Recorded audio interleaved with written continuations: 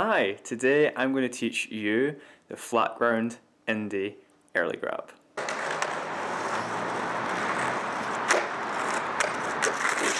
Now this is a great trick to learn if you're a beginner because it can advance into doing early grabs out of bowls, out of quarters or on transition. But today we're just going to focus on the flat ground variety. One, because it's easier to do, and two, because it's cold as shit outside and I don't have access to a ramp. But the process and how the trick is performed is essentially the same, no matter if you're on flat ground or transition. The only thing that really kind of changes when you're doing it on transition and ramps is how you balance on the board, where your weight goes, so that you don't fall backwards or fall forwards or anything like that. But I'll do a separate tutorial on that in the future. So this is a great trick to learn for both beginner skaters and intermediate skaters. You don't see it very often because it's not something that can be kind of combined well with other flat ground tricks or into a line, but it is a good way to kind of finish off a line.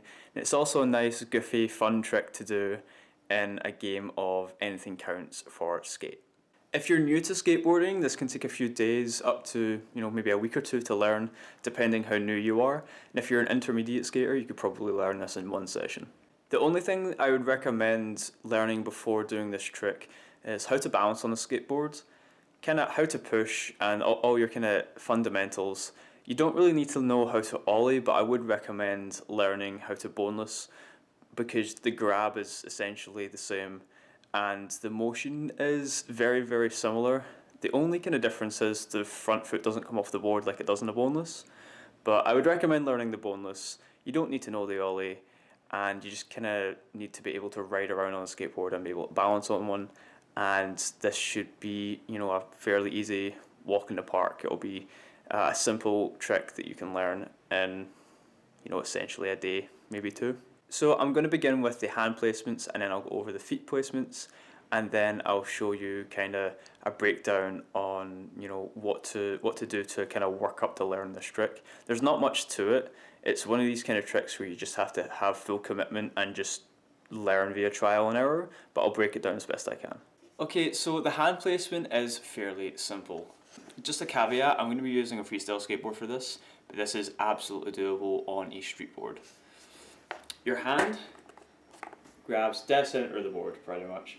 You can put it up here if you really want, but around here is perfect for the kind of lift that you're going to be doing with the hand. And it will switch depending on what stance you are. So if you're regular, you'll be grabbing on this side of the board, and if you're goofy, you'll be grabbing on this side of the board. But it's essentially whatever way you would grab the board boneless, that's where the hand goes.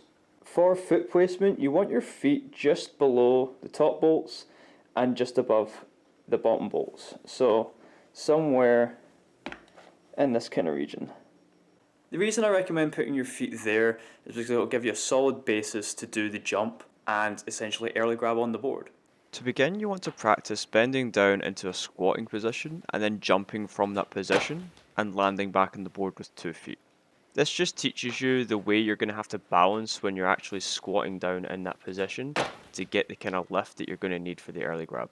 The next stage involves what you just did, but grabbing onto the board in boneless position.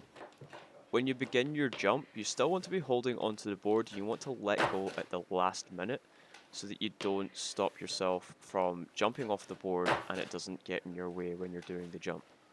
It's super important that you leave the hand on till the last second before you jump, because in the next stage you're not going to remove the hand, and that's what's going to give you the balance and the coordination to lift all 4 wheels off the ground when you early grab. That is essentially all there is to it. Those 3 steps combined in sequence while you're moving is an Indy Early Grab on flat ground. So while learning this trick, if you're super new to skateboarding, I'd recommend doing what I am doing and learning it on carpet. And then once you're comfortable with the movement of the trick and you're getting all 4 wheels off the ground, then you can take it to a concrete area and then still practice stationary and then eventually work up into doing all your moving.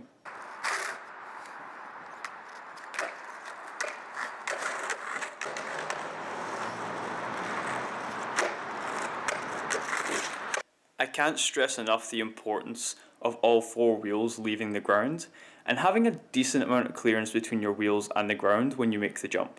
Ideally, I would work on getting this trick to the point where you can do a hop and get a few centimeters of clearance between the ground and your wheels before thinking of advancing with this trick.